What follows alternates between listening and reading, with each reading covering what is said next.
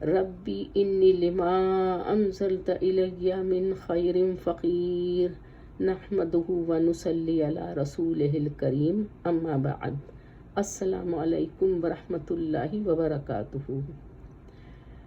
آج ہم انشاءاللہ تعالی سورہ البقرہ کی آیات نمبر 26 اور 27 کی تلاوت، ترجمہ اور پھر اس کی تفسیر انشاءاللہ کریں گے۔ تو چلیے پہلے تلاوت ملاحظہ کیجیے۔ اعوذ باللہ من الشیطان الرجیم۔ ان اللہ لا یستحیی ان یضرب مثلا ما بعودۃ فما فوقها فاما الذین آمنوا فیعلمون انہ الحق من ربہم واما الذین کفروا فیقولون ماذا اراد اللہ بہذا مثلا یضل بہ کثیرا ویہدی بہ کثیرا وما یضل بہ الا الفاسقین الذین ینقضون عہد اللہ من بعد میثاقہ ویقطعون ما امر اللہ بہ ان یوصل ویفسدون فی الارض اولئک هم الخاسرون۔ آئیے اس کا ترجمہ ملاحظہ کیجیے۔ یقیناً اللہ تعالیٰ کسی مثال کو بیان کرنے سے نہیں شرماتا، خواہ مچھر کی ہو یا اس سے بھی ہلکی چیز کی۔ ایمان والے تو اسے اپنے رب کی جانب سے صحیح سمجھتے ہیں، اور کفار کہتے ہیں کہ اس مثال سے اللہ نے کیا مراد لی ہے۔ اس کے ذریعے بیشتر کو گمراہ کرتا ہے اور اکثر لوگوں کو راہ راست پر لاتا ہے، اور گمراہ تو صرف فاسقوں کو ہی کرتا ہے۔ جو لوگ اللہ تعالیٰ کے مضبوط عہد کو توڑ دیتے ہیں اور اللہ تعالیٰ نے جن چیزوں کو جوڑنے کا حکم دیا ہے انہیں کاٹتے اور زمین میں فساد پھیلاتے ہیں، یہی لوگ نقصان اٹھانے والے ہیں۔ یہ تو اس کا ترجمہ ہوا۔ اب آئیے کہ ہم ان آیات میں اور جو پچھلی ہم نے آیات کی ہیں ان کی مدد سے اس کی تفسیر کرتے ہیں۔ تو یہاں یہ سمجھ لیجئے کہ ان آیات میں اللہ سبحانہ و تعالی نے مثالیں دی ہیں اور دنیا کی اس حیثیت کو بتلایا ہے۔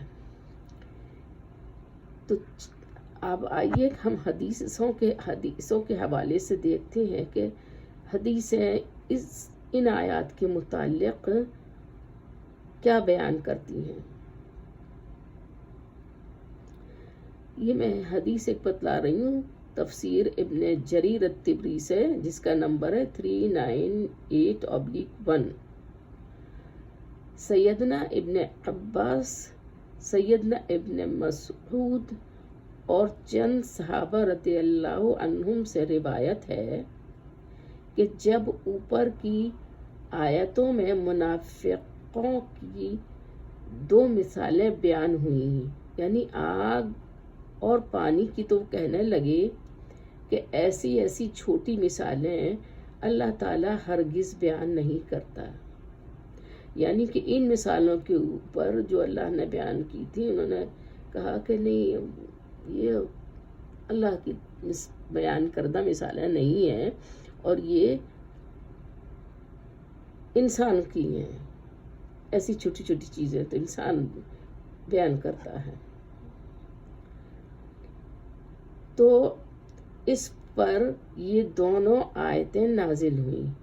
کیونکہ پہلے اللہ سبحانہ و تعالیٰ نے آگ اور پانی کے بارے میں بتلایا تھا، ہم پہلی آیتیں جو کر چکے ہیں، تو ان آیتوں کے حوالے سے یہاں پر بات بھی کی جا رہی ہے اور بتایا جا رہا ہے کہ یہاں پر بھی اللہ تعالیٰ نے اسی طرح سے مثالیں دی ہیں۔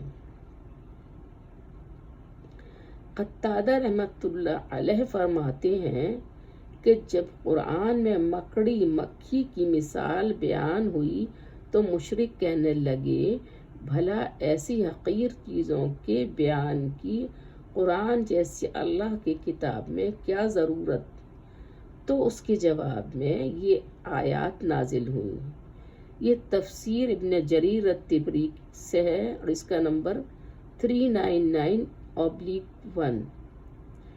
تو اللہ سبحانہ و تعالیٰ نے یہاں پر مکھی اور مکڑی کی مثال بیان کی ہے، اور اس کے علاوہ یہاں مچھر کی بھی مثال بیان کی ہے، یعنی یہ چھوٹی چھوٹی چیزیں کی مثال اس طرح سے بیان کی ہے کہ اللہ کی نظر میں اس دنیا کی حیثیت ایک مکھی یا مچھر یا مکڑی ان حقیر اور چھوٹی چھوٹی مخلوقات کے برابر بھی نہیں ہے۔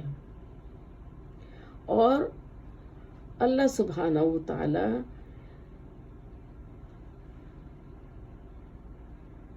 ایسی مثالوں کو بیان کرنے سے نہ تو شرماتا ہے، نہ تو بیان کرنے سے رکتا ہے، اور ان حق کو بیان کرنے سے اللہ تعالیٰ نہیں شرماتا ہے، خواہ وہ کم ہو یا زیادہ ہو۔ یعنی یہ تو مکھی ہو یا مکڑی ہو یا مچھر ہو، یہ تو بہت چھوٹی چھوٹی حقیر سی چیزیں ہیں، لہٰذا نہ تو اللہ تعالیٰ جب کسی بڑی چیز کا ذکر بھی کرنا ہوتا ہے تو اللہ سبحانہ و تعالیٰ اس کا بھی ذکر کرتے ہیں، کیونکہ بتانا اور سمجھانا تو مقصود ہے، لہٰذا اللہ سبحانہ و تعالیٰ کسی چیز کے بیان کرنے میں نہیں شرماتا ہے، وہ چاہے بڑی ہو یا چھوٹی ہو، کم ہو یا زیادہ ہو۔ ربیع بن انس رحمۃ اللہ علیہ فرماتے ہیں کہ یہ خود مستقل ایک مثال ہے جو دنیا کے بارے میں بیان کی گئی ہے۔ مچھر جب تک بھوکا رہتا ہے زندہ رہتا ہے، جہاں موٹا تازہ ہوا مرا۔ اسی طرح یہ لوگ ہیں کہ جب دنیاوی نعمتیں دل کھول کر حاصل کر لیتے ہیں وہیں اللہ کی پکڑ آ جاتی ہے۔ جی آپ نے دیکھا کہ ایک مچھر کی مثال دی گئی ہے کہ مچھر جب موٹا پتلا دبلا ہو رہتا ہے تو اڑتا رہتا ہے ادھر سے ادھر، لیکن جب وہ موٹا ہو جاتا ہے یعنی وہ خون پی لیتا ہے تو بھاری ہو جاتا ہے، اور بھاری ہو جانے کی وجہ سے اس کے اڑنے کی صلاحیت نہیں رہتی یا بہت کم ہو جاتی ہے، تو جہاں بھی کہیں اگر بیٹھتا ہے اور کچھ لگ گیا، اس کو کچھ ہو گیا تو وہ خود بھی مر جاتا ہے، یا کوئی ہاتھ کسی نے مار دیا یا کچھ اور چیز لگ گئی تو وہ اس اشارے سے ہی ختم ہو جاتا ہے، مر جاتا ہے۔ اور اسی طریقے سے مکھی کی مثال بھی ہے کہ وہ اتنی چھوٹی حقیر چیز ہے کہ اس کی مثال بھی یہاں پر اللہ سبحانہ و تعالیٰ نے بیان فرمائی ہے۔ تو یہ سمجھ لینا چاہیے کہ کفار لوگ جو ہیں ان کو اللہ سبحانہ و تعالیٰ بے شمار ان کو بھی نعمتیں دیتا ہے، ایسی بات نہیں ہے کہ ان کا کھانا پانی یا ان کی نعمتیں اللہ تعالیٰ نہیں ان کو دیتا ہے، بلکہ وہ بھی محنت کرتے ہیں، اور جو بھی کرتے ہیں ان کو صلہ ملتا ہے، اور پھر وہ اگر حق ہدایت کی راہ پر آتے ہیں تو وہ پھر ہدایت پا دیتے ہیں، اور جو اگر وہ ہدایت پر نہیں آتے ہیں، گمراہی کی طرف ہی جانا چاہتے ہیں، اسی کی طرف بڑھتے جاتے ہیں، تو پھر گمراہی ہی ان کا مقدر بن جاتی ہے اور وہ اسی طرف بڑھتے اور چلے جاتے ہیں، اور یہاں تک کہ وہ اس میں اس قدر ملوث ہو جاتے ہیں کہ انہیں پھر اچھائی نظر ہی نہیں آتی ہے، اور اس کے علاوہ وہ دنیاوی نعمتوں ہی کو سمجھتے ہیں کہ یہی سب کچھ ہیں، اور جتنا بھی ہو سکے ان کو حاصل کرنے میں زیادتی کرنی چاہیے۔ لیکن اور وہ ایک وقت پھر ایسا آ جاتا ہے کہ اللہ تعالیٰ جس نے کہ ان کو یہ نعمتیں دی ہیں، وہی اللہ سبحانہ و تعالیٰ جب ان کی سرکشی حد سے زیادہ بڑھ جاتی ہے تو ان کفار کو یا ان مشرکین کو اللہ تعالیٰ پھر ایک بار پکڑ لیتا ہے۔ ایک جگہ اور اللہ سبحانہ و تعالیٰ نے قرآن میں سورہ الانعام آیت نمبر 44 میں اللہ سبحانہ و تعالیٰ کا فرمان ہے، فَلَمَّا نَسُوا مَا ذُكِّرُوا بِهِ فَتَحْنَا عَلَيْهِمْ أَبْوَابَ كُلِّ شَيْءٍ۔ جب یہ ہماری نصیحت بھول جاتے ہیں تو ہم ان پر تمام چیزوں کے دروازے کھول دیتے ہیں، یہاں تک کہ یہ اترانے لگتے ہیں، اب دفعتاً ہم انہیں پکڑ لیتے ہیں۔ یہ تفسیر ہے ابن جریر الطبری، اس کا نمبر ہے 398/1۔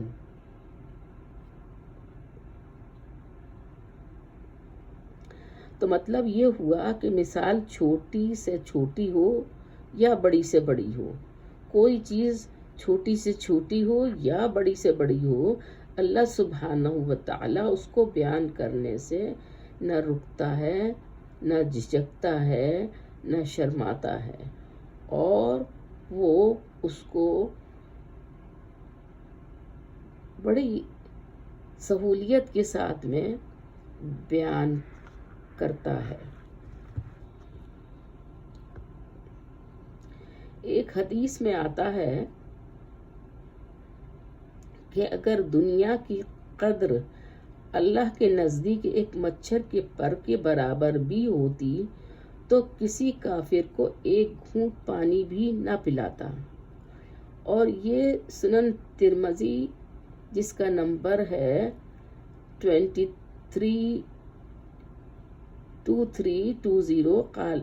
شیخ الالبانی نے اس کو صحیح قرار دیا ہے۔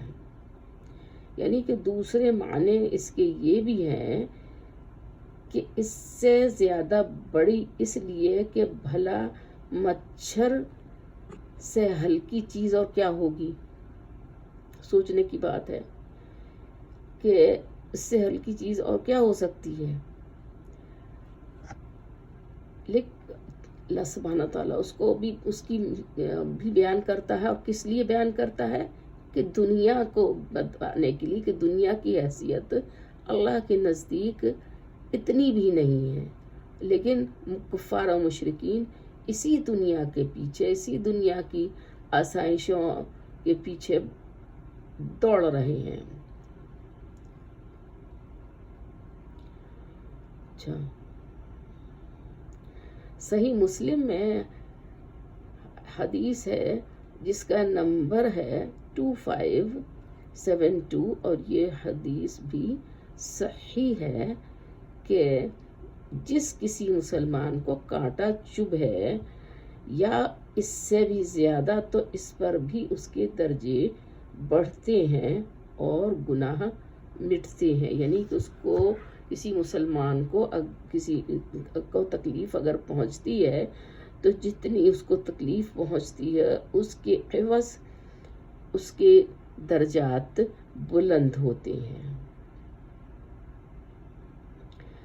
اور اس حدیث میں بھی یہی لفظ فوقہ ہے، تو مطلب یہ ہے کہ جس طرح اللہ تعالیٰ ان چھوٹی بڑی چیزوں کے پیدا کرنے سے نہیں شرماتا اور نہ رکتا ہے، اسی طرح انہیں مثال کے طور پر بیان کرنے سے بھی اسے عار نہیں۔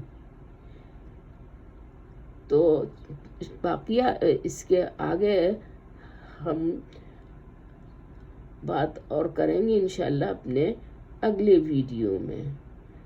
اقول قولی ھذا، السلام علیکم ورحمۃ اللہ وبرکاتہ۔